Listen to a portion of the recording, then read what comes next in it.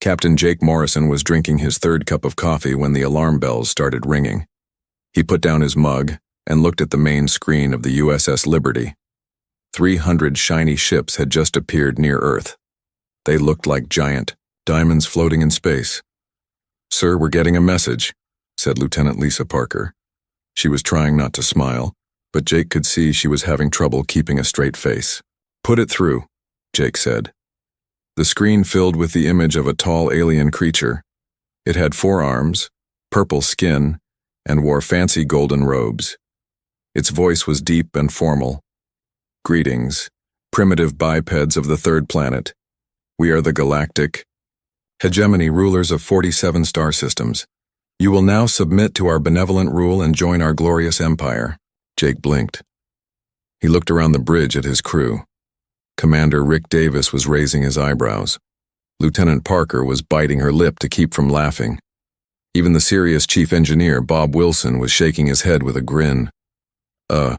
Thanks for the offer," Jake said into the microphone. "But we're good." The alien's 4 eyes widened. "What do you mean you are good?" "I mean, thanks, but no thanks. We're doing fine on our own." There was a long pause. The alien seemed to be talking to someone off-screen. Then it turned back to Jake. "I am Admiral Zexthal of the Hegemony. Perhaps you do not understand. We are offering you the chance to join our great empire. You will receive our protection and guidance." "That's very nice of you," Jake replied. "But like I said, we're good. We can protect ourselves." Admiral Zexthal's purple face was starting to turn a darker shade. "In 800 years of conquest, no species has ever refused our generous offer." "Well, there's a first time for everything," Jake said cheerfully. The alien began speaking faster. "You do not comprehend the benefits of Imperial membership. We offer advanced technology, interstellar trade, and the wisdom of our ancient civilization." Jake scratched his head. "Look, Admiral, I'm sure your empire is great and all, but we humans have this thing called independence. We're pretty fond of it." "Independence?" The alien said the word like it tasted bad. "You cannot survive alone in the galaxy. There are dangers you cannot imagine." "We've been doing okay so far," Commander Davis said, joining the conversation. "We've got wars, diseases, natural disasters, and politicians.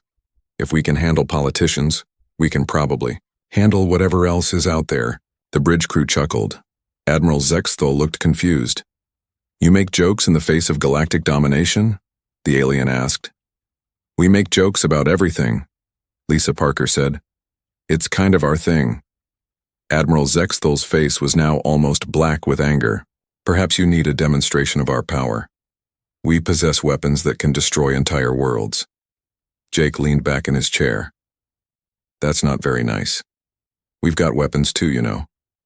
Ever heard of nuclear bombs?" "Nuclear weapons are primitive. Technology," the alien scoffed. "Maybe, but we've got a lot of them. And we have this concept called mutually assured destruction. Basically, if you blow us up, we blow you up too. Nobody wins." The alien stared at Jake for a long moment. "You would destroy yourselves rather than submit?" "We'd prefer not to destroy anybody," Jake said. "But we're not big on the whole submission thing. Bad experiences with that in the past." Admiral Zexthal was clearly struggling to understand. But we are offering you paradise, order, structure, purpose." "We already have purpose," Jake replied. "We're exploring space, making art, falling in love, and trying to figure out how to make pizza taste better in zero gravity. That's purpose enough for us." "Pizza?" the alien asked. "It's food. Round, flat, with cheese and tomato sauce. Sometimes we put other stuff on it. It's pretty good." The alien delegation on the screen started talking among themselves in their own language. It sounded like a bunch of angry cats having an argument. Finally, Admiral Zexthal turned back to the humans. "We will give you time to reconsider. But know this, the hegemony always gets what it wants." "Sure thing," Jake said. "Take all the time you need. We'll be here." The screen went black. The bridge was quiet for a moment. "Sir," said Lieutenant Parker, "should we be worried?" Jake looked at his crew. They were all staring at him, waiting for orders.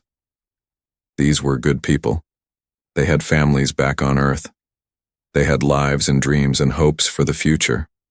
Probably, he said. But worrying never solved anything. Bob, how are our defenses? Chief Engineer Wilson grinned. All systems are green, Captain, and I've got a few tricks those fancy aliens haven't seen yet. Good. Rick, get me a line to Earth Command. They're going to want to know about our new visitors. Already on it, sir, Commander Davis replied. Jake picked up his coffee mug and took a sip. It was cold now, but it still tasted good.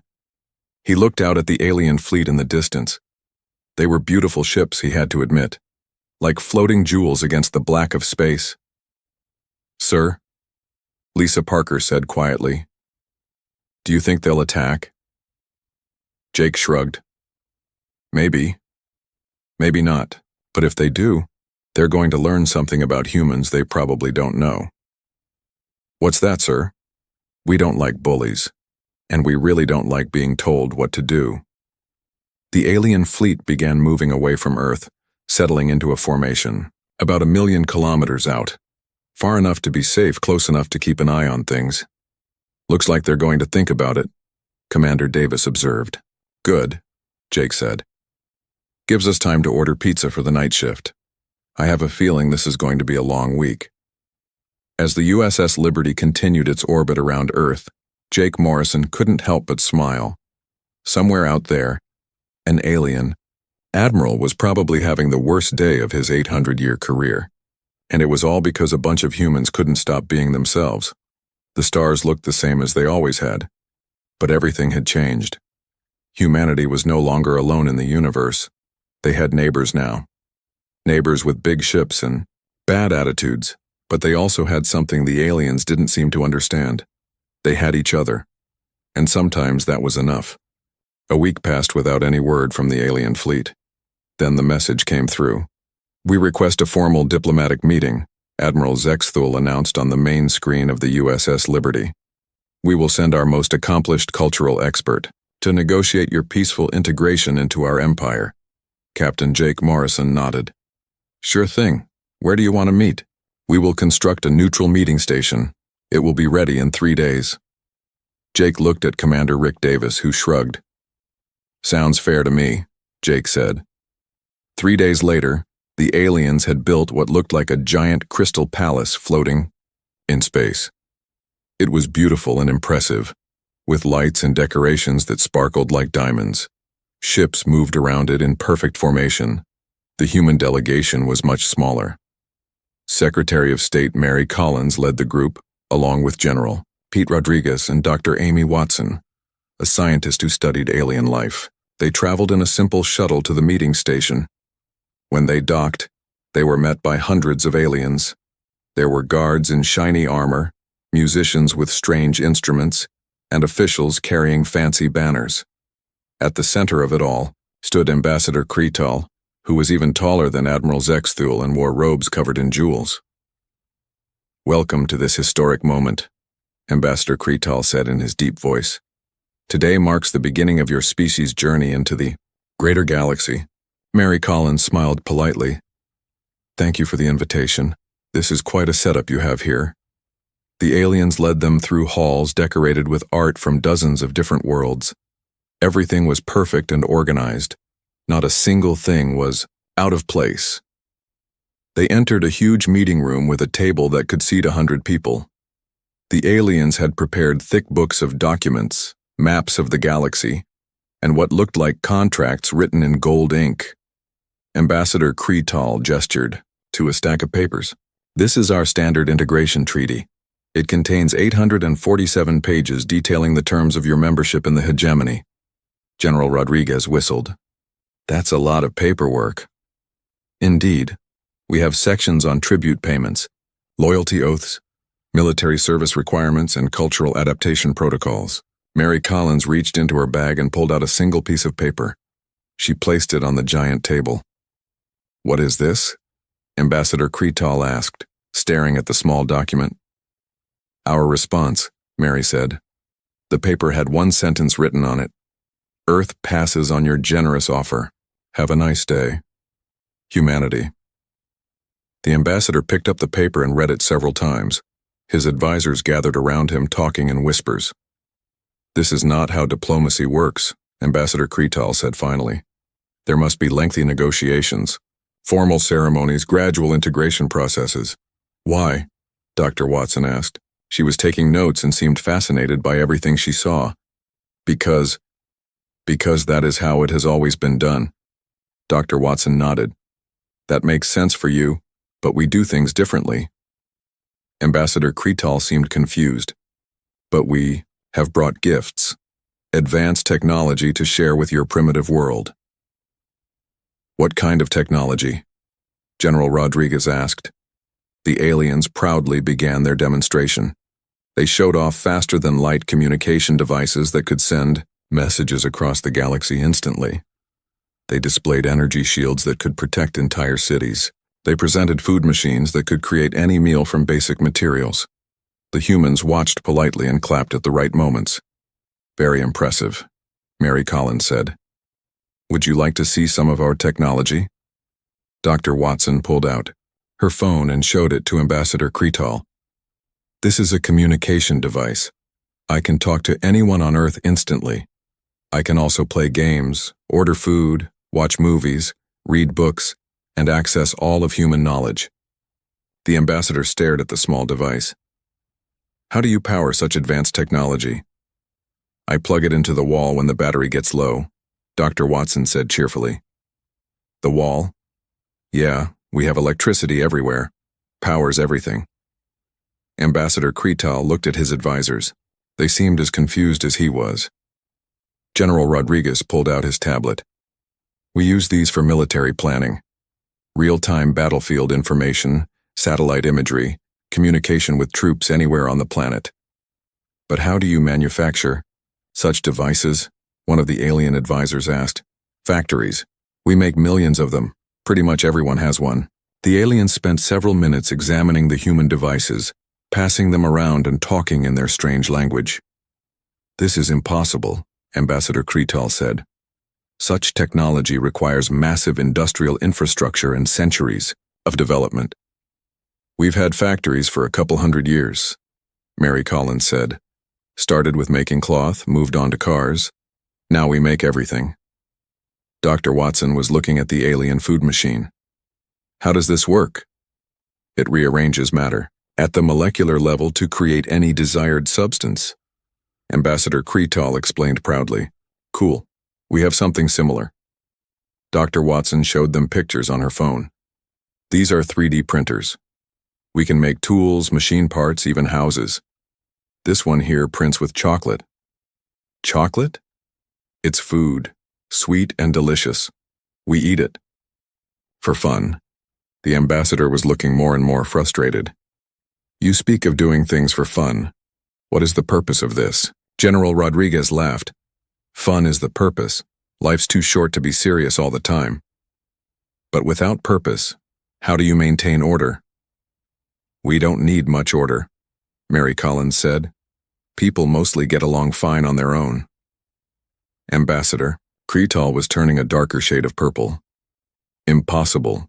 Civilization requires structure, rules, authority." "We have rules," General Rodriguez said. "Don't hurt people, don't take their stuff, and try to be nice. Works pretty well." Dr. Watson was still fascinated by the alien technology. "Can I ask you something? Why do you want to conquer other planets?" "We do not conquer. We liberate. We bring order to chaos." "But what if people are happy with their chaos?" Ambassador Kretal stared at her. "Happy? What does happiness have to do with governance?" The three humans looked at each other. "Everything?" Mary Collins said. "The whole point of government is to help people be happy and free." "Free?" The Toiui ambassador said the word like it was poison. "Freedom leads to disorder, chaos, suffering. Sometimes," General Rodriguez admitted. "But it also leads to great things. Art, music, exploration, love. These things serve no function." Dr. Watson smiled. "They serve the most important function of all. They make life worth living." The meeting continued for several more hours. But it only got more confusing for both sides. The aliens could not understand why humans would choose uncertainty over security. The humans could not understand why anyone would give up freedom for order. Finally, Ambassador Kretal ended the meeting. "We will need time to consider this. Your species is unusual."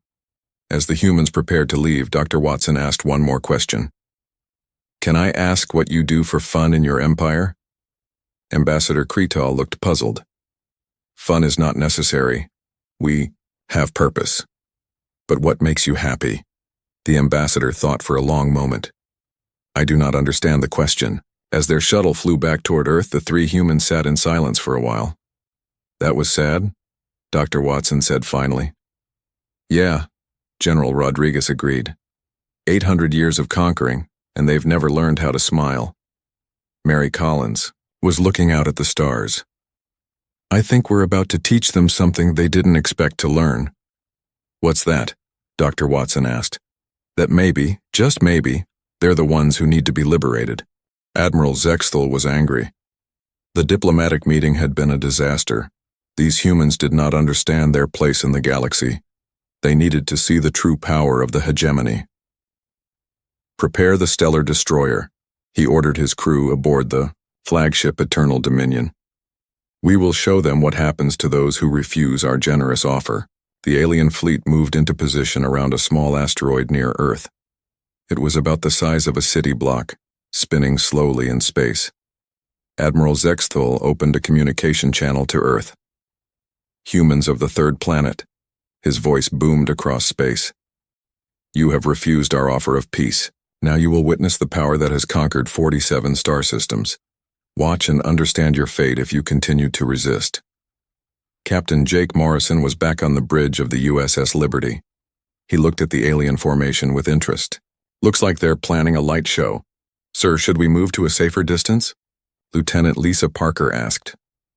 "Nah, we're fine here. Let's see what they can do." The alien ships began to glow. Energy flowed between them like lightning, creating patterns of light that were beautiful to watch. The humans on nearby stations and ships stopped what they were doing to look. "This is actually pretty impressive," Commander Rick Davis said, watching the display. The aliens spent almost an hour charging their weapon. Energy built up across multiple ships, creating a web of power that connected the entire fleet. The space around them crackled with electricity. Admiral Zexthal's voice came over the communication system again. "Behold the stellar destroyer, the same weapon that reduced the Korthak rebellion to dust, the same force that shattered the defenses of Zarian Prime." "He's really proud of this thing," Jake observed. The weapon fired. A beam of pure energy, thicker than a building and brighter than the sun, struck the asteroid. The rock exploded in a brilliant flash of light and debris. Pieces flew in all directions like fireworks. The alien fleet sat in formation, waiting for the humans to respond with terror and surrender. Instead, Captain Morrison's voice came over the communication channel, sounding impressed but casual. "Hey, that was pretty neat. Want to see something cool?" Before Admiral Zexthal could respond, a small human ship appeared near another asteroid.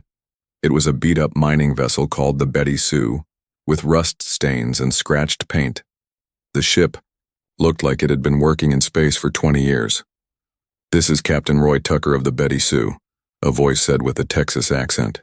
"Y'all want to see what we use to clear space junk?" The mining ship moved close to the asteroid. There was no big display of power, no charging time, no dramatic music. Roy Tucker just flipped a switch. The asteroid vanished. Not exploded. Not destroyed. It simply disappeared completely, as if it had never existed. The alien fleet sat in stunned silence. "What?" Admiral Zexthal whispered. Captain Morrison's voice came back on the channel. "Experimental matter displacement drive. We've been testing it on space debris. Works pretty well for cleaning up our orbital lanes." "How is this possible?" the Admiral demanded. "Oh, it's not that complicated." A new voice joined the conversation. "This is Dr. Sarah Kim.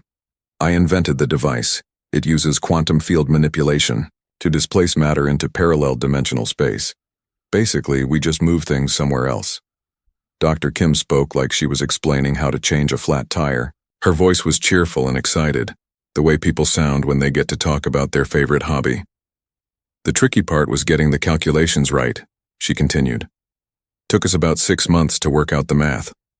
But once we figured out the quantum resonance patterns, it was just a matter of building the right equipment. Admiral Zexthul was having trouble processing what he had just seen. This is a weapon of unimaginable power. Weapon? Dr. Kim sounded confused. It's not a weapon. It's a garbage disposal system. We got tired of space junk cluttering up our satellites.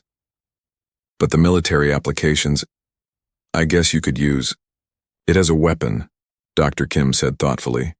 But that would be kind of wasteful. It's much better for cleaning things up. Captain Roy Tucker's voice came back on the line. Hell, we use smaller versions of these things back home to clear tree stumps. Real handy for construction work. The alien leadership was having an emergency meeting on their flagship. Admiral Zexthul could hear them arguing in the background. You have tree stumps? One of the aliens asked weakly. Sure do. Big old things, hard to dig out with regular equipment. Sarah's machine makes it easy. Just point and click and they're gone. Dr. Kim was getting more excited. We're working on a bigger version for asteroid mining. Should be able to move entire mountains if we get the power requirements right. Mountains? Admiral Zexthul asked. Well, small mountains. Maybe hills. We want to terraform Mars, and it would be easier if we could move some of the rock around. Lieutenant Parker was watching the alien fleet through the Liberty sensors. Sir, I think they're having some kind of breakdown over there. Jake looked at the readings. Several alien ships were moving erratically, and their communication channels were full of panicked chatter. Admiral, Jake said, are you okay over there? There was a long pause before Zexthul answered. How long have you possessed this technology? About 8 months, Dr. Kim replied. We finished the first working prototype last winter, been testing it on space junk ever since. And you use it for garbage disposal? And construction, and mining. Roy's been using it to help build the new Mars colony ships. Mars colony? Captain Morrison chuckled. Oh yeah, we're planning to move about 50,000 people to Mars next year. Should be fun. You are colonizing other worlds? Just the one, for now. Well, we've got some research stations on Europa and Titan, but Mars is the first real colony. The alien fleet was definitely having some kind of crisis. Ships were breaking formation, and their communication channels sounded like a bunch of people having nervous breakdowns. Sir, Commander Davis said quietly, I think we broke them. Seems that way, Jake replied. Dr. Kim, maybe tone down the technical details a bit. I think they're having trouble keeping up. Oh, sorry, Dr. Kim said. I get excited when I talk. About quantum mechanics, most people find it boring. Most people don't have your brain, Captain Tucker laughed. Hell, I still don't understand how that thing works, and I've been using it for months. Admiral Zexthul's voice came back on the communication channel sounding strained. We need to discuss this development with our superiors. The fleet will withdraw to consider these new circumstances. Sure thing, Jake said. Take all the time you need. We'll be here. As the alien fleet began moving away from Earth, the humans watched with amusement. Think they'll be back? Lisa Parker asked. Oh, they'll be back, Jake said. But I think next time they might be a little more polite. Dr. Kim was still on the communication channel, talking to Captain Tucker about improvements to the displacement drive. Their casual discussion of moving mountains and reshaping planets was probably giving the aliens nightmares. You know what the funny part is? Commander Davis said. What's that? They spent an hour charging up their superweapon to blow up one little asteroid. Roy did the same thing in about 3 seconds, and he was just cleaning up space junk. Jake laughed. I think they're starting to realize they might have picked the wrong species to mess with. In the distance, the alien fleet was retreating to what they probably thought was a safe distance. But after watching humans casually make asteroids disappear, Admiral Zexthul was probably wondering if anywhere in the galaxy was safe anymore. Director Velmoth arrived at Earth 2 weeks later with the biggest pile of paperwork the galaxy had ever seen. His ship was filled with clerks, accountants, and form processing specialists. If the hegemony could not convince humans through force or diplomacy, perhaps they could be overwhelmed with the proper application of bureaucracy. Humans of Earth, Director Velmoth announced over the communication channels. I am the Chief Administrative Officer of the Galactic Hegemony. I have come to explain the practical benefits of Imperial membership. Captain Jake Morrison was getting tired of alien visitors, but he remained polite. Sure thing. What can we do for you? I will present a comprehensive analysis of Imperial services. Please send your financial and administrative officials to my vessel. The human response team was led by Karen Brown from the Department of State and Dan Miller from the Treasury Department. They brought coffee and sandwiches to what they assumed would be a long meeting. Director Velmoth met them in a conference room that looked like a library had exploded. Papers covered every surface. Charts hung from the walls. Filing cabinets lined the corridors. The alien wore thick glasses and carried 3 different clipboards. Welcome to the presentation, Director, Velmoth said, adjusting his glasses. First, let me explain our healthcare system. He unrolled a chart that was 20 feet long and covered in tiny writing. Imperial healthcare covers all citizens across 47 star systems. We have standardized medical procedures, approved treatment protocols, and efficient resource allocation. Karen Brown looked at the chart and took a sip of her coffee. That's impressive. What about pre-existing conditions? Pre-existing conditions require Form 847B, submitted in triplicate, with a waiting period of 6 to 18 months for approval. 6 to 18 months? Yes. The forms must be reviewed by the Medical Assessment Board, then forwarded to the Planetary Health Council, then approved by the Imperial Medical Authority. Karen nodded. We implemented universal health care on Earth about 30 years ago, free at the point of service. No forms required. Director Velmoth blinked. Free? How do you manage resource allocation without proper documentation? Doctors treat sick people. We pay for it with taxes. Works pretty well. The alien made notes on his clipboard. But who determines treatment priorities? The doctors and patients mostly. Without administrative oversight? We trust our doctors to know what they're doing. Director Velmoth looked horrified. Trust without forms? Dan Miller was examining another chart about Imperial currency. Tell me about this standardized credit system. Director Velmoth brightened. This was clearly his favorite topic. The Imperial credit is based on energy output calculations multiplied by resource availability coefficients, adjusted for planetary production indices and trade balance fluctuations. He showed them a formula that took up an entire wall. Every transaction requires verification through the Central Banking Authority, with exchange rate calculations updated daily based on Imperial economic indicators. Dan pulled out his phone and showed them an app. We have 17 different digital currencies on Earth. This one here tracks the value of cute cat pictures. It's worth about $40 billion right now. Cat pictures? Yeah, people really like cats. We also have traditional money, digital assets, and something called meme stocks. Meme stocks? Stocks that people buy because they think they're funny. Sometimes they make people rich, sometimes they don't. It's kind of like gambling, but with more jokes. Director Velmoth was writing frantically on his clipboard. How do you maintain economic stability without centralized control? We don't really, Dan admitted. The market goes up and down, people make money, people lose money, but somehow it all works out in the end.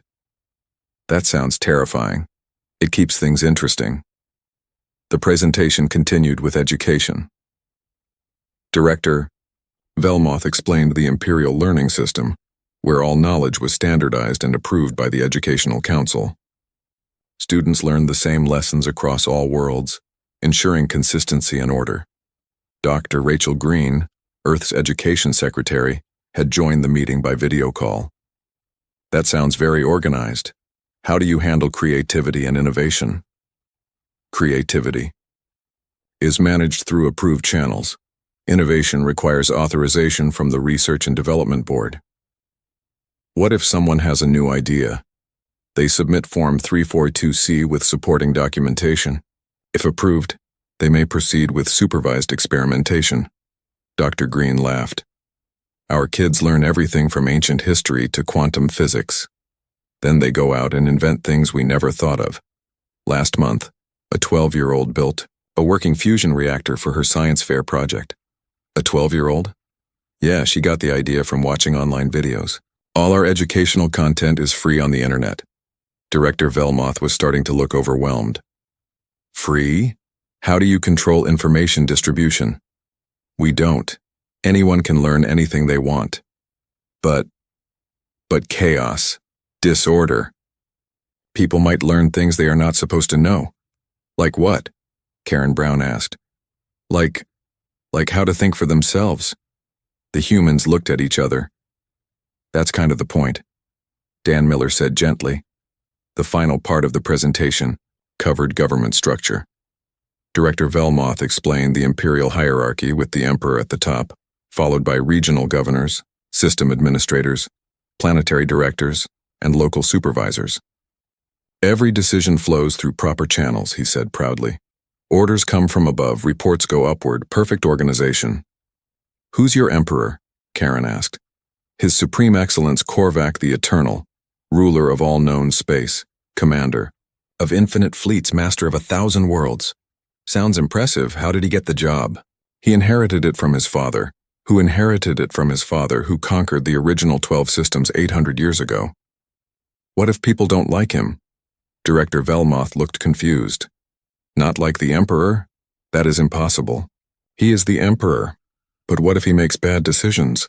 The Emperor does not make bad decisions. He is the Emperor. Karen tried a different approach.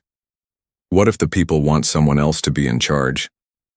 The people do not choose their leaders. Leaders are born to rule. Dan Miller shook his head.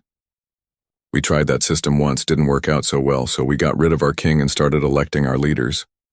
Electing? People vote for who they want to be in charge. If the leader does a bad job, we vote for someone else next time. Director Velmoth dropped his clipboard. The people choose their own rulers? Every few years. It's called democracy. But who tells them who to choose? Nobody. They decide for themselves.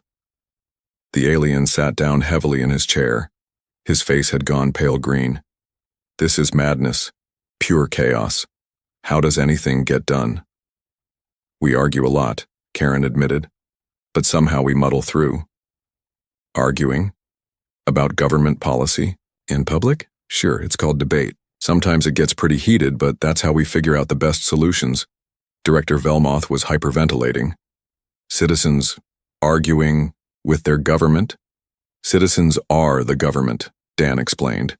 We elect representatives to speak for us, but they work for us, not the other way around. The alien made a strange choking sound. This is the most terrifying thing I have ever heard. Really? Dr. Green asked over the video call. We think it's pretty normal. Normal? People governing themselves is normal? Well, yeah. How else would you do it? Director Velmoth stared at the humans for a long moment. Then he began gathering his papers with shaking hands. I need to report back to my superiors immediately, he said. This situation is far worse than we thought. Worse? Karen asked. What's wrong with democracy? Everything, the alien cried. You have no emperor, no central authority, no proper forms. How do you maintain order? We don't need much order, Dan said. People are pretty good at taking care of themselves. Impossible. Without strong leadership, there can only be chaos and suffering. Actually, we're pretty happy, Karen said. Free health care, good education, and we get to choose our own leaders. What more could you want? Director Velmoth clutched his papers to his chest. I must leave immediately. This planet is too dangerous. As the alien official fled back to his ship, the humans sat in the conference room finishing their sandwiches. That went well, Dan said. I think we scared him, Karen replied. Yeah, well, Dr. Green said from the video screen. Freedom tends to have that effect on people who've never experienced it. Outside, Director Velmoth's ship was already preparing to leave. The alien was probably filing an emergency report about a world where people thought for themselves and chose their own destiny. On Earth, life continued as normal. People went to work, kids went to school, and politicians argued about the best way to help everyone. It was messy and complicated and sometimes frustrating, but it was theirs. The galactic hegemony was falling apart. Admiral Zexthal sat in his command chair aboard the Eternal Dominion, staring at reports that made no sense. Director Velmoth had locked himself in his quarters and refused to come out. Ambassador Kretal was asking strange questions about something called comedy. "Sir," his aide reported, "we're receiving requests from 17 different ships asking for permission to defect to the humans." Defect? Admiral Zexthal's four eyes widened. "That's impossible. No one defects from the hegemony. They're saying they want to learn about democracy and freedom, sir." Admiral Zexthal rubbed his temples. In 800 years of conquest, nothing like this had ever happened. They had come to conquer a primitive world, and instead found a civilization that seemed to do everything better than they did. A message came through from Earth. It was Captain Jake Morrison. "Admiral, we've been thinking. Would you like to send a small group to visit Earth for a few days? Maybe we can understand each other better." Admiral Zexthal was desperate. "Yes, we accept your invitation." 3 days later, a small shuttle carrying Ambassador Kretal, Director Velmoth, and 2 guards landed at a place called New York City. They were met by Dr. Amy Watson, who had volunteered to be their guide. "Welcome to Earth," Dr. Watson said cheerfully. "Ready for the tour?" The aliens stepped out of their shuttle and immediately froze. The city was huge, full of noise and movement and chaos. Humans were everywhere, walking fast, talking loud, and going in all directions at once. "Where are the guards?" Director Velmoth asked nervously. "Where are the order keepers?" "Those are police officers over there." Dr. Watson pointed to 2 humans in blue uniforms who were helping an old lady cross the street.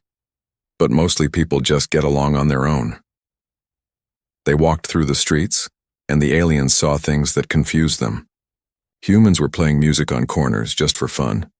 Children were laughing and running around without supervision. People were arguing about politics, but nobody was getting arrested. "This is chaos," Ambassador Kretal whispered. "This is Tuesday," Dr. Watson replied. She took them to a place called Central Park where humans were lying on the grass, playing games and feeding birds. Families were having picnics, couples were holding hands. An old man was teaching a young boy how to fly a kite. "What is the purpose of this?" Director Velmoth asked. "Fun," Dr. Watson said.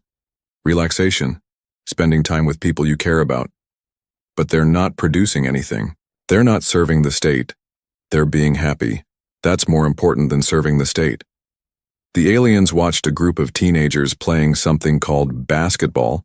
They were laughing and cheering and having a great time. "These young humans," Ambassador Kretal observed. "They compete against each other, but they are not angry when they lose." "It's just a game," Dr. Watson explained. "The point is to have fun and get exercise." "They play for no reward?" "The reward is fun." That evening, Dr. Watson took them to something called a comedy club. The aliens had never seen anything like it. Humans sat in a dark room while one human stood on a stage and talked about everyday life in a way that made everyone laugh. The comedian was talking about the differences between men and women, about the problems of modern technology, about the strange things politicians said. The audience was laughing so hard that some of them were crying. Ambassador Kretal was fascinated. "This human makes others happy by pointing out the absurdities of existence?" "Pretty much," Dr. Watson said. "And people pay to watch this?" "Sure." Laughter makes people feel good. Director Velmoth was having trouble processing this information. But what does this accomplish? What is the productive value? "It makes people happy," Dr. Watson repeated. "Happy people are healthier, more creative, and nicer to each other. What more do you need?" After the show, they walked through the city. At night, the aliens saw humans helping each other without being ordered to do so. They saw people sharing food with strangers. They saw volunteers working at a homeless shelter giving their time for free. These humans help each other without being commanded, Ambassador Cretal noted. We call it charity, Dr. Watson said. People help because they want to help. Without reward? Without punishment for not helping? Most people like helping others. It makes them feel good about themselves. Director Velmoth sat down on a park bench. I don't understand any of this. In the hegemony, people do their jobs because they are told to do their jobs. They follow orders because orders must be followed. But here people do things because they choose to do them, Dr. Watson finished. How do you maintain order? We don't need much order. Most people want the same things: safety, food, shelter, love, and the chance to be happy. When people have those things, they usually behave pretty well. The next day, they visited a school. The aliens watched human children learning about science, history, and art. The children asked questions, argued with their teachers, and came up with ideas of their own. The young humans challenged their instructors, Ambassador Cretal observed. That's how they learn, the teacher explained. Questions are good. Thinking for yourself is good. But what if they ask questions that have no answers? Then they try to find the answers themselves. That's how we discover new things. Director Velmoth was watching a group of children working on an art project. What is the purpose of this activity? They're being creative. Art helps people express themselves. But it serves no function. The teacher smiled. It serves the most important function of all. It helps them become human. On their final day, the aliens attended a town hall meeting where humans were discussing local issues. People stood up and spoke their minds. They disagreed with each other, sometimes loudly, but they listened to different opinions and tried to find solutions that worked for everyone. This is your government? Ambassador Cretal asked. Part of it, Dr. Watson replied. Democracy is messy, but it's ours. No one person makes all the decisions? No one person is smart enough to make all the decisions. After 3 days on Earth, the aliens were ready to return to their ship. But something had changed in them. They had seen humans living without fear, thinking for themselves and choosing their own paths through life. As they prepared to leave, Director Velmoth made an announcement. I wish to remain on Earth, he said quietly. What? Admiral Zexthul's voice crackled over the communication system. I want to learn about this democracy. I want to understand how people can govern themselves. Ambassador Cretal nodded. I also wish to stay. I want to study this thing called humor. You cannot be serious, Admiral Zexthul said. Actually, Ambassador Cretal replied, I think I'm learning to be the opposite of serious. Within a week, half the alien fleet had requested permission to visit Earth. Within a month, ships were arriving from across the galaxy as news spread about a world where people were free to be themselves. Captain Jake Morrison found himself setting up an immigration office to handle all the requests for asylum. Aliens from dozens of worlds were asking to become humans, not because they wanted Earth's technology or resources, but because they wanted something they had never experienced. Freedom. Admiral Zexthul was the last to make the request. He transmitted a simple message to Earth. I have served an empire for 300 years. I would like to learn what it means to serve myself. The galactic hegemony didn't fall because of war or rebellion. It fell because its citizens discovered there was a better way to live. They learned that happiness was more important than order, that freedom was more valuable than security, and that laughter was the most powerful force in the universe. And it all happened because humanity couldn't stop being human, even when faced with the might of a galactic empire. As Dr. Watson often told the refugees who arrived seeking freedom, welcome to Earth.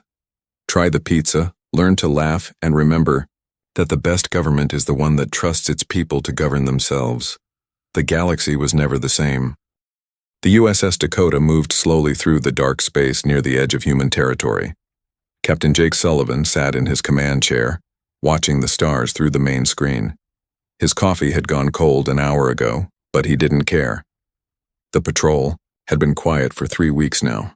Captain, we have something on sensors, said Lieutenant Amy Carter from her position at the tactical station. Her voice was calm but alert. She had been watching the long-range scanners for any sign of trouble. Sullivan turned to look at her. What kind of something? 3 ships, unknown design. They just appeared about 2 million kilometers off our port side. Carter's fingers moved quickly over her controls. They're big, sir. Much bigger than us. Chief Engineer Pete Morris looked up from his engineering station. Energy readings are off the charts, Captain. These ships have power systems I've never seen before. Sullivan felt his stomach tighten.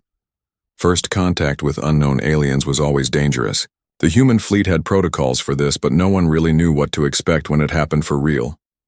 Communications Officer Grant, open a channel on all frequencies, Sullivan ordered. Let's try to talk to them first. Lisa Grant nodded and began working at her station. Channel open, sir.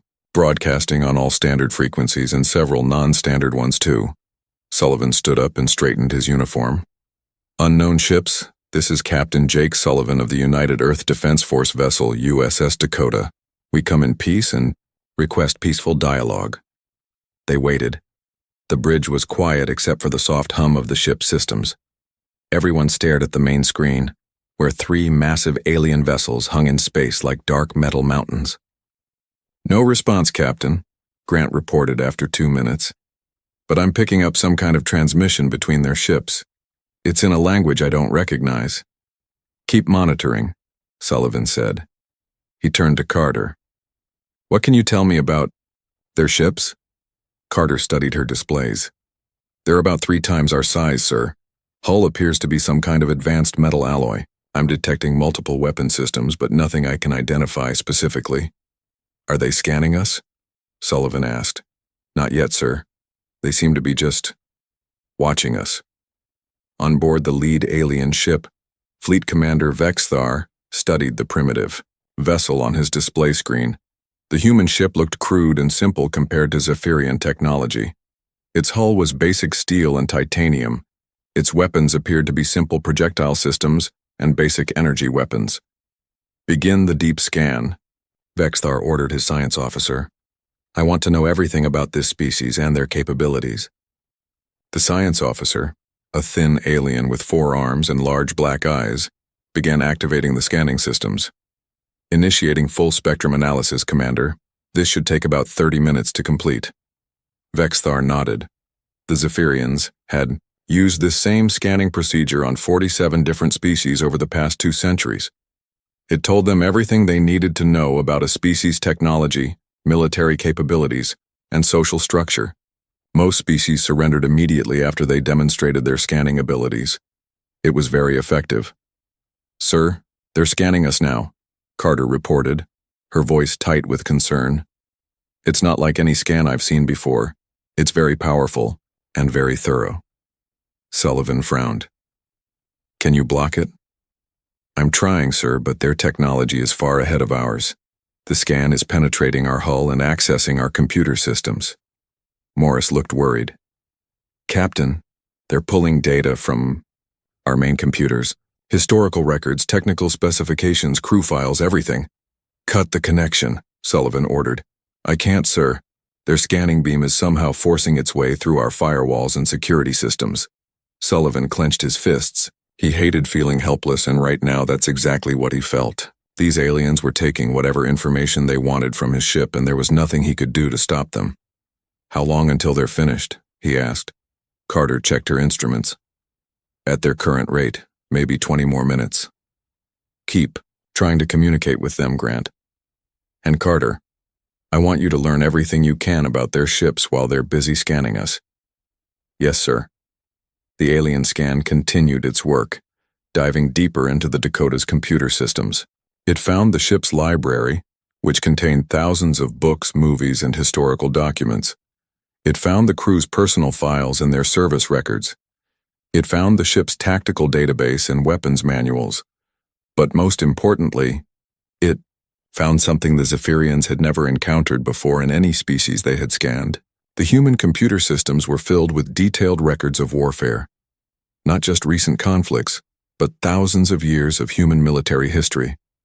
The scanning system began copying everything it found. Battle strategies from ancient Rome, Tactical, manuals from World War II. Analysis of guerrilla warfare techniques. Studies of psychological warfare. Documentation of every major human conflict for the past 3,000 years. On the alien ship, the science officer began to look concerned as the data flowed in. "Commander, I'm finding some unusual information in their databases." "What kind of unusual?" Vexithar asked, not really paying attention. He was studying the human ship's simple weapon systems and wondering why this species bothered to arm their vessels so lightly. "Military records, sir.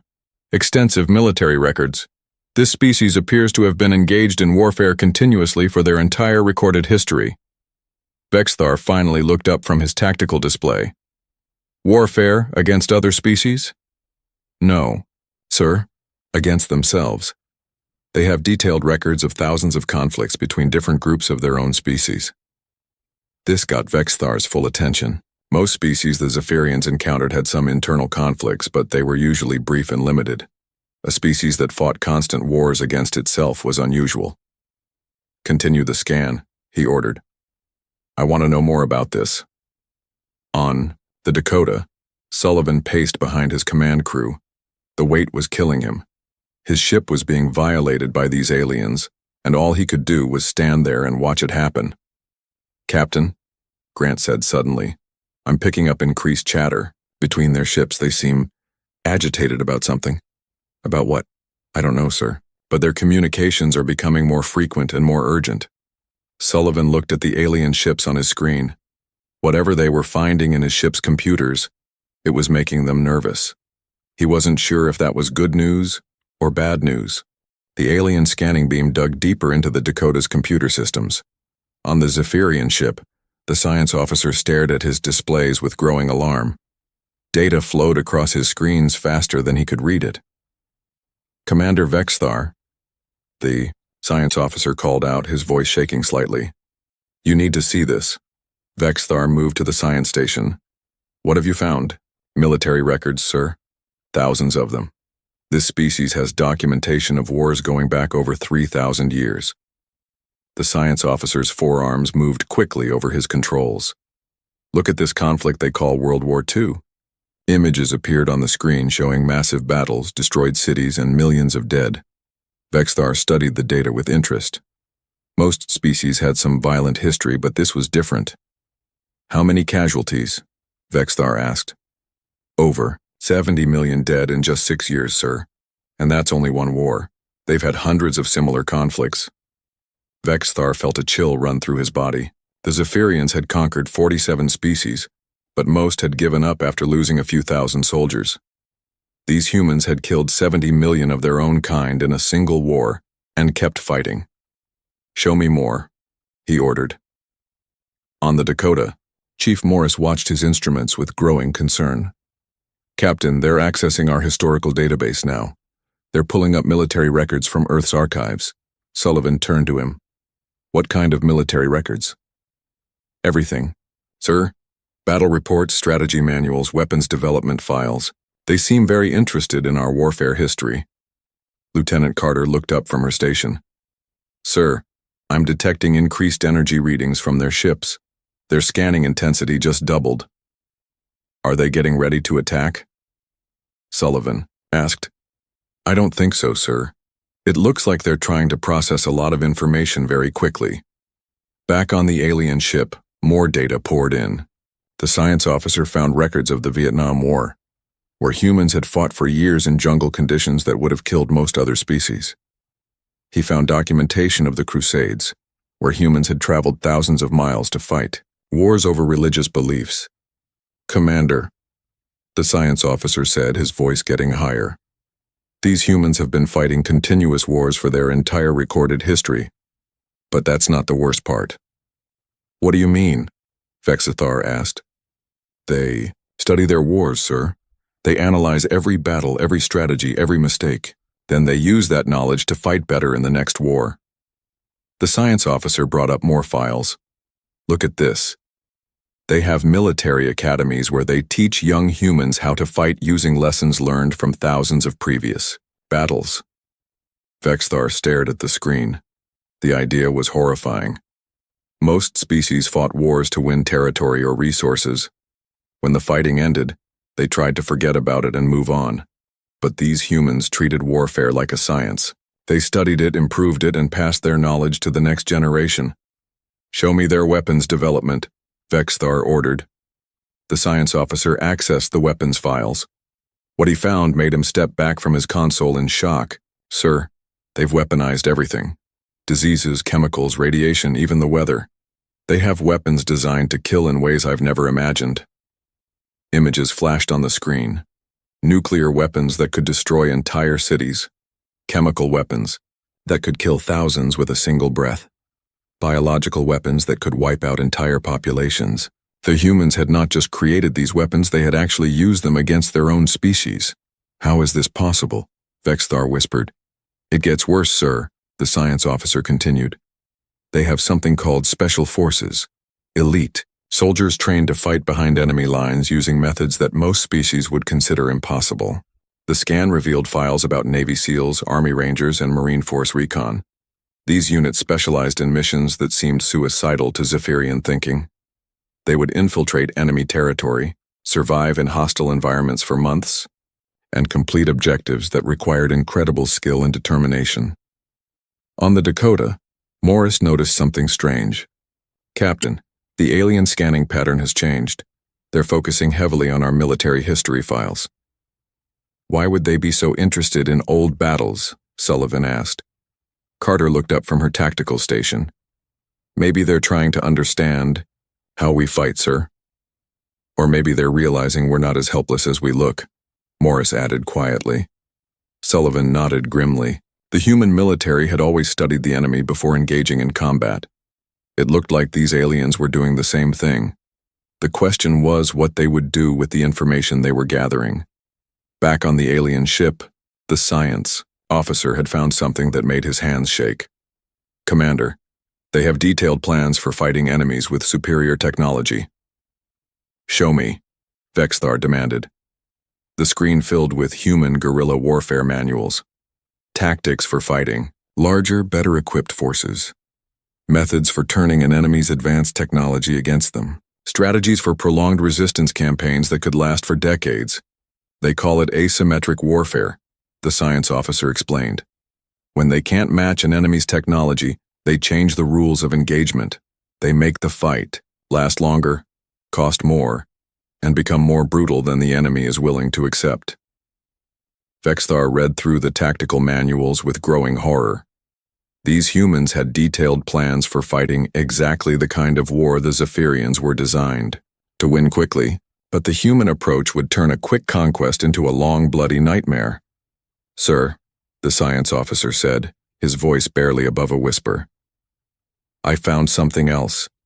They have psychological warfare techniques designed to break enemy morale and turn their own forces against them." The scan revealed human intelligence operations, propaganda techniques, and methods for infiltrating enemy organizations. The humans had spent centuries learning how to win wars not just with weapons but with their minds. "How many other species have they conquered?" Vexthar asked. The science officer checked the data. "None, sir. They haven't encountered any other intelligent species yet. All of these wars were fought against other humans." The silence on the alien bridge was complete. These humans had developed the most sophisticated military capabilities the Zephyrians had ever encountered, and they had done it by fighting themselves for thousands of years. Every war had made them stronger, smarter, and more dangerous. "Commander," the science officer said quietly, "I think we may have made a mistake." Vexthar stared at the human ship on his screen. It looked small and primitive, but now he understood that appearances could be deceiving. Inside that simple metal hull was a crew trained by the most warlike species in the galaxy. The scan was only half finished, but Vexthar had already seen enough to know that the humans were not like any species the Zephyrians had ever encountered. They were something far more dangerous, something that had spent millennia learning how to kill. The alien scanning beam continued its work, but now the Zephyrian science officer was afraid of what he might find next. Each new file he opened revealed something worse about human warfare capabilities. "Commander," the science officer called, out, his voice trembling. I've found their biological warfare research. Vexthar moved closer to the science station. On the screen appeared detailed files about human experiments with deadly diseases. The humans had created weapons from smallpox, anthrax, and dozens of other biological agents. But what shocked the aliens most was that humans had actually used these weapons against each other. They poisoned their own water supplies during something called the Vietnam War, the science officer reported. They used a chemical called Agent Orange that killed plants and made the land unusable for growing food. Against their own species? Vexthar asked in disbelief. Yes, sir. They were fighting other humans who lived in the same forests. They destroyed the entire ecosystem just to win the war. The scan revealed more horrors. Files about Unit 731, where humans had conducted medical experiments on prisoners of war. Documents about the Holocaust, where humans had systematically murdered millions of their own kind. Records of the atomic bombs dropped on Hiroshima and Nagasaki. Sir, the science officer said, backing away from his console, these humans have done things that most species would never even consider. They've used radiation as a weapon. They've created diseases specifically to kill other humans. They've poisoned entire regions of their planet. On the Dakota, Chief Morris noticed the alien scanning had become more intense.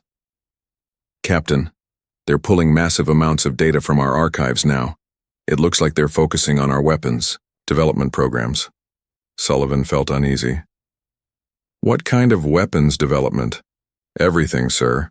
Nuclear weapons, biological warfare, chemical weapons research. They're even accessing classified files about psychological operations. Lieutenant, Carter looked up from her station. Sir, I'm detecting some kind of distress signals between their ships. Their communications are becoming very rapid and urgent. Can you understand what they're saying? Sullivan asked. Communications Officer Grant shook her head. No, sir, but the tones sound worried, like they're having an argument about something. Back on the alien ship, Vexthar was reading about human psychological warfare techniques. The files described methods for breaking enemy morale, spreading fear among civilian populations, and turning enemy soldiers against their own commanders. They call it winning hearts and minds, the science officer explained. But they also have techniques for doing the opposite, making enemies so afraid that they surrender without fighting. The scan revealed human intelligence agencies like the CIA, KGB, and Mossad, organizations dedicated to gathering information about enemies and conducting secret operations.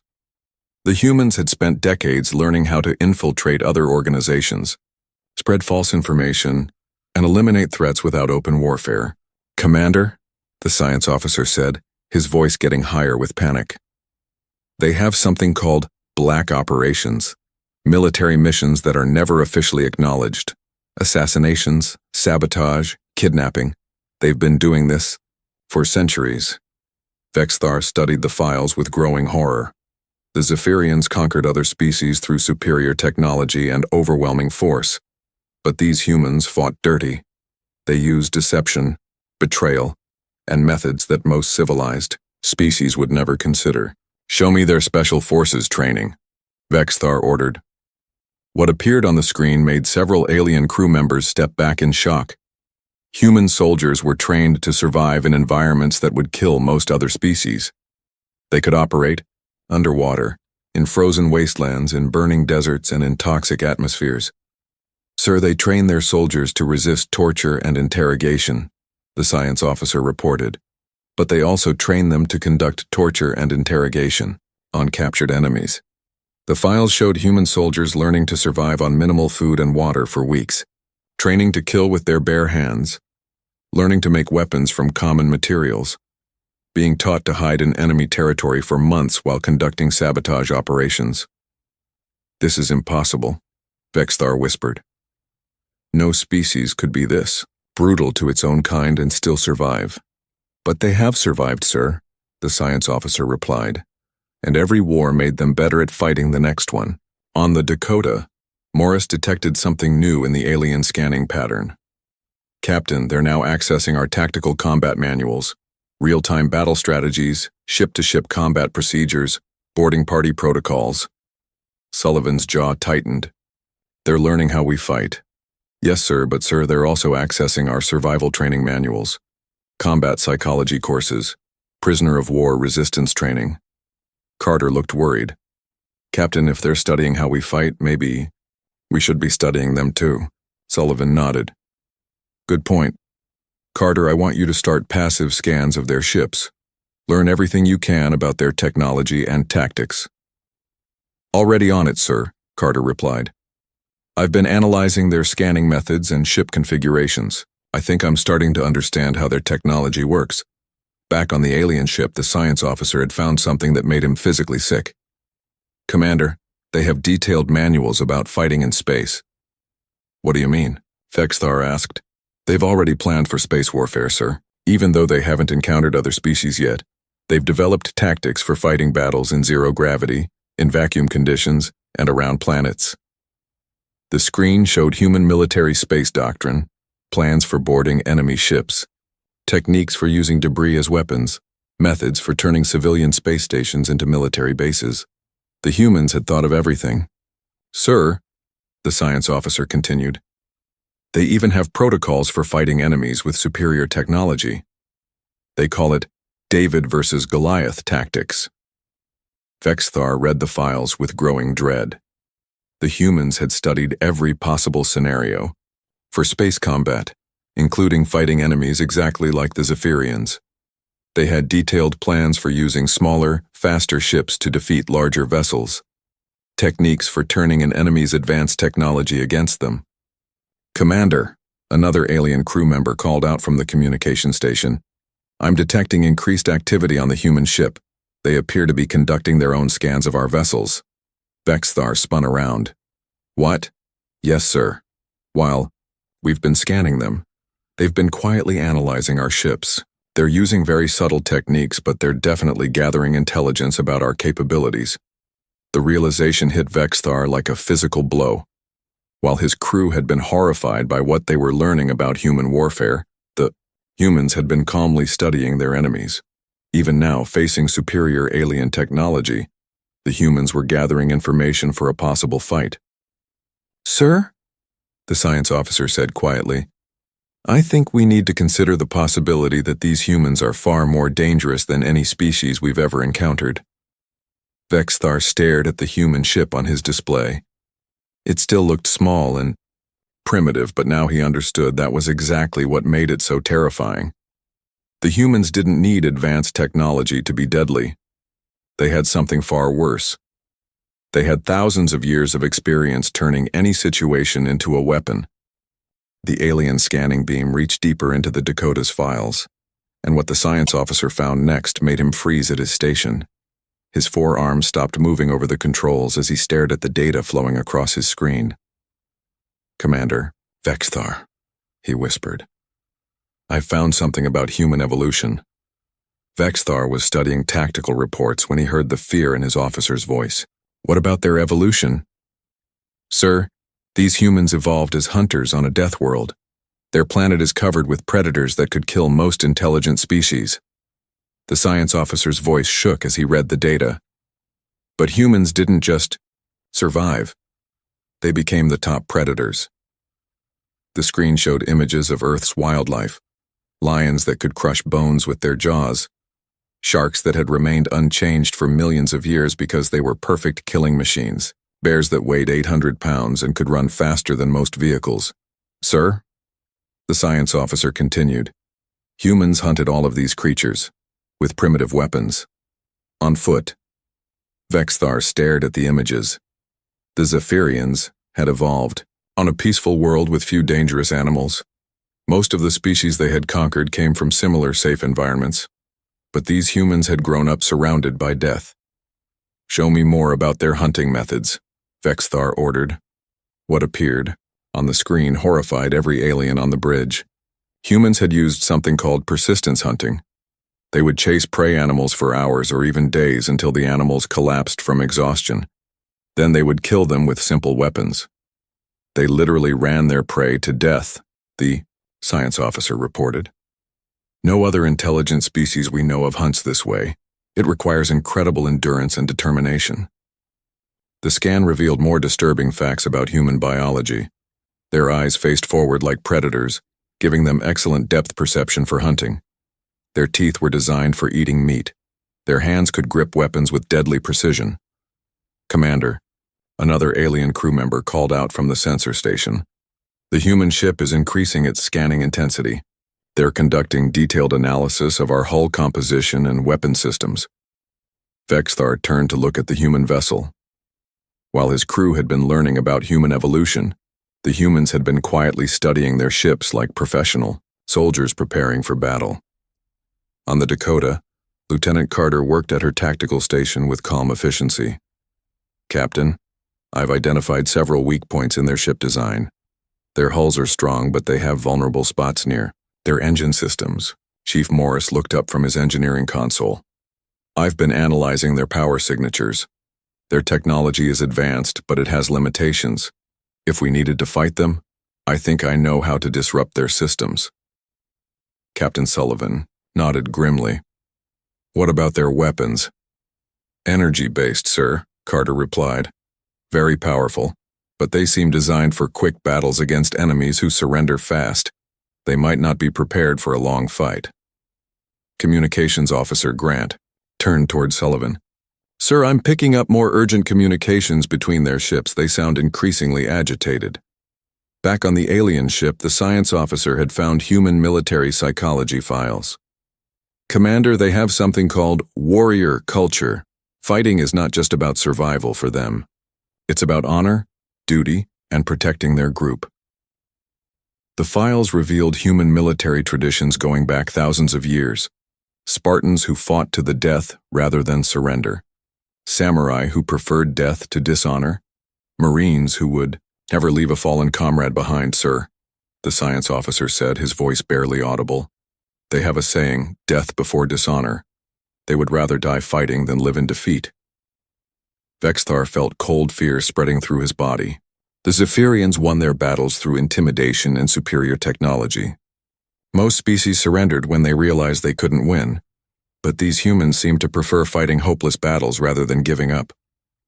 "Show me their ship records," Vexthar ordered. The scan revealed that the Dakota was not just a military vessel. It was a floating museum of human warfare, carrying historical records and artifacts from every major human conflict. The crew had been trained not just to operate the ship, but to think like warriors from throughout human history. "Commander," the science officer reported, "every human on that ship has studied military history as part of their training. They know the tactics used by every successful military leader in their species past." The alien bridge fell silent as they realized what this meant. They weren't facing just another primitive species. They were facing the descendants of thousands of years of warfare evolution, commanded by people who had studied every battle their species had ever fought. "Sir," the communications officer called out urgently, "the humans are transmitting something." On the Dakota, Captain Sullivan had made a decision. "Grant, open a channel to the lead alien ship." "Channel open, sir." Sullivan's voice was calm and professional as he spoke. "Unknown vessels, you have been scanning our ship for over an hour without permission. This is considered an act of aggression under human military protocols. Please explain your intentions." The message was transmitted in clear, simple language. But Chief Morris had included something extra in the transmission.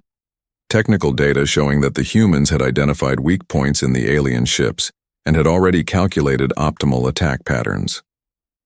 On the alien ship, Vexthar stared at the technical analysis the humans had sent. In the time his crew had spent being horrified by human history, the humans had quietly figured out how to destroy his entire fleet.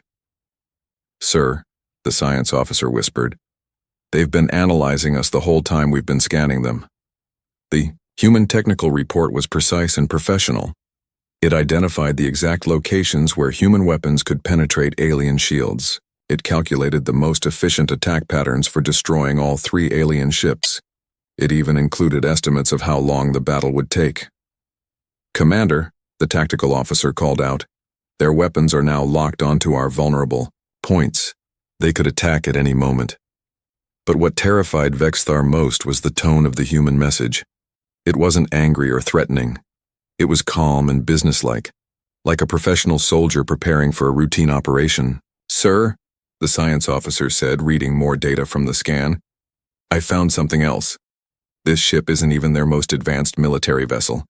It's described as outdated and scheduled for retirement." Vexthar felt his world spinning. If this old, outdated human ship could analyze and threaten his entire fleet, what could their modern warships do? "Commander," another crew member reported, "the humans are waiting for our response, but sir, they're continuing to scan us. They're now analyzing our life support systems and crew quarters." The aliens realized with growing horror that while they had been learning about human military history, the humans had been treating this encounter like a military operation from the beginning. They had identified threats, analyzed enemy capabilities, prepared attack plans, and positioned themselves for optimal combat effectiveness. "Sir," the science officer said quietly, "I don't think they see this as first contact anymore. I think they see this as a potential battle." Vexithar stared at the human ship one more time.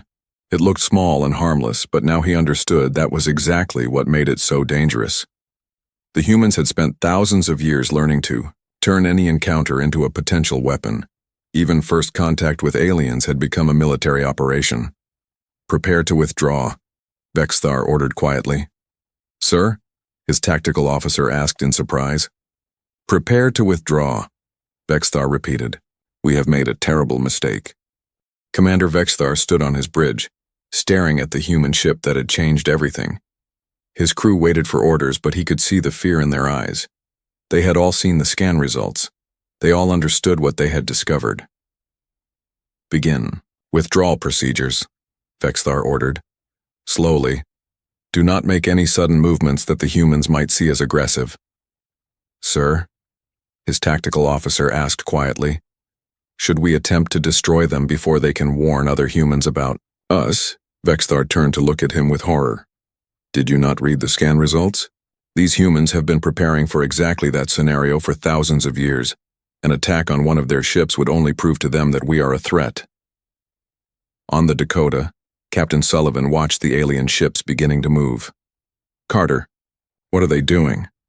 "It looks like they're preparing to leave, sir," Lieutenant Carter reported. "Their engines are warming up and they're slowly backing away from us." Chief Morris looked up from his station. "Captain, they're still scanning us, but the intensity has decreased. It's like they're trying to finish quickly." Sullivan nodded. "Grant, are they responding to our message?" "Not yet, sir, but I'm detecting a lot of communications between their ships. They seem to be having some kind of debate.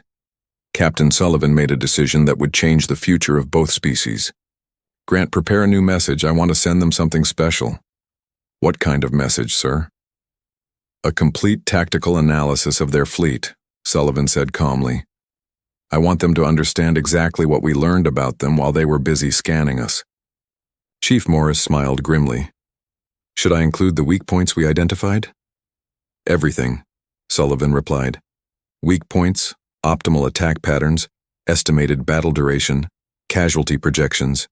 Give them the full military briefing treatment." "Lieutenant," Carter worked quickly at her station. "Message prepared, sir. Should I also include historical examples of how humans deal with technologically superior enemies?" "Excellent idea, Carter. Include the American Revolution, the Winter War between Finland and Russia, and the Vietnam conflict. Show them what happens when humans fight enemies with better technology." On the alien ship, the science officer was trying to complete the scan as quickly as possible. But what he found in the final data files made him call out in panic. "Commander, the humans are transmitting again. Put it on screen," Vexthar ordered. What appeared was not a diplomatic message. It was a complete military analysis of the Zephyrian fleet, presented in the cold, professional style of a human military briefing. The message identified every weakness in their ships, calculated optimal attack vectors, and estimated how long it would take human forces to destroy the entire alien fleet. "Sir," the communications officer reported, "they're including historical data about human military campaigns against superior enemies." The screen filled with information about human, guerrilla warfare tactics. How American colonists had defeated the British Empire. How Finnish soldiers had held off the Soviet Union. how Vietnamese fighters had worn down the most powerful military in human history. "Commander," the science officer whispered, "they're not just telling us they could destroy us. They're explaining exactly how they would do it, and showing us that they've done it before to enemies just like us." Vexithar read the human analysis with growing dread. The humans had identified that Zephyrian ships were designed for quick victories against enemies who surrendered fast. But human tactics would turn any battle into a long, brutal campaign that would cost far more than the Zephyrians were prepared to pay. "Sir," the tactical officer reported, "they've calculated that we could destroy their ship, but it would take significant damage to our fleet, and they note that destroying one human ship would only bring more humans looking for revenge." The message included a disturbing note about human psychology. Humans became more dangerous when attacked, not less. Every assault on human forces only made them more determined to fight back harder. "Commander," another crew member called out, "they're including information about human backup protocols. If this ship fails to report in, other human vessels will come looking for it." Vexthar felt trapped. Attacking the humans would start a war with a species that specialized in warfare, but leaving them alone meant they would report back to their government about Zephyrian capabilities. "Sir," the science officer said quietly, "there's more. They're including a psychological profile of our species based on our scanning behavior." The human analysis was brutally accurate. It described Zephyrians as a species that relied on intimidation and technological superiority to win quick victories. It noted that Zephyrian tactics would fail against an enemy that refused to be intimidated and turned battles into long campaigns. "They've analyzed us as thoroughly as we analyzed them," Vexthar realized. "But they did it while we were busy, being horrified by what we found." The final part of the human message was the most chilling. It included a simple statement. "Humans have no experience with alien warfare, but we learn quickly. We recommend peaceful relations between our species." Captain Sullivan stood on his bridge, waiting for the alien response. "Grant, are they saying anything?" "Yes, sir. They're transmitting on multiple frequencies." Grant listened carefully to her equipment. "Sir, it sounds like they're sending messages to other alien ships. Lots of them." "What kind of messages?" "Warning messages, sir. They seem to be telling other aliens to avoid human space." Chief Morris looked up from his station. "Captain, the aliens are withdrawing faster now. They're moving away at maximum speed." Lieutenant Carter smiled grimly. "Sir, they're broadcasting what appears to be an emergency retreat order to their entire fleet network." On the alien ship, Vexthar made the most important decision of his career. Send a priority message to all Zephyrian forces in this sector. Human space is to be designated a no-contact zone. "Sir?" his communications officer asked in confusion. "Mark their territory as forbidden," Vexthar explained. "Any Zephyrian ship that encounters humans is to withdraw immediately and report the contact to Fleet Command." "But sir, we have superior technology. We could conquer them." Vexthar turned to face his crew. "We could win the first battle, maybe even the first few battles. But these humans would learn from every defeat and come back stronger. Eventually, they would find ways to turn our own technology against us." The science officer nodded grimly. "The scan results show that humans have defeated superior enemies before. They always find a way." "Sir," the tactical officer asked, "what should we tell Fleet Command about why we're avoiding humans?" Vexthar thought for a moment. "Tell them, we discovered a species that has spent thousands of years perfecting the art of warfare. Tell them we found predators who treat every encounter as a potential battle. Tell them we scanned a human battleship and immediately regretted it." As the alien fleet disappeared into space, Captain Sullivan watched them go. "Well," he said to his crew. "That was interesting, sir," Carter asked. "Do you think they'll be back?" Sullivan shook his head. "I don't think so. They seemed like the type who prefer easy victories. We just showed them that humans don't provide easy victories." Chief Morris chuckled. "Captain, should we report this contact to Earth?" "Absolutely," Sullivan replied.